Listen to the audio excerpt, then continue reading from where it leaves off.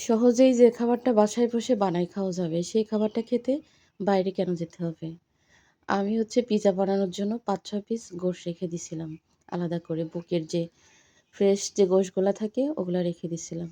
কেন জানি মন চাইলো যে ওই যে চিকেন চাপ বানাই আর হচ্ছে পরোটা নিয়ে আসি। তো আর যে কথা সেই কাজ, দেরি করলাম না। তো এই খাবারগুলো খেতে কিন্তু মানুষ বাইরে যায়, রেস্টুরেন্টে যায়।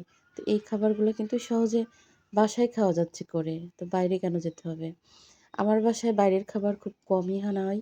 একেবার যখন না পারতি মানে পারতেছি না, তখনই আনা হয়। তো এই যে কত সুন্দর করে দেখেন চিকেন চাপ বানাইছি আর হচ্ছে পরোটা বানাইছি।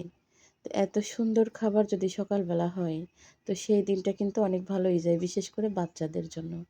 ভালো, ভালো খাবার দিলে ওদের মনটা কিন্তু অনেক বেশি ভালো হয়ে যায় বা ওদের লেখাপড়া বলেন যে কাজটাই করবে, মাথা ঠান্ডা রেখে কিন্তু করতে পারে। কারণ যখন যেটা চাচ্ছে, তখন সেই জিনিসটাই কিন্তু করে দিচ্ছি। কম হোক, বেশি হোক, ভালো হোক, খারাপ হোক। তো কত মজা করে খাচ্ছে সবাই মিলে।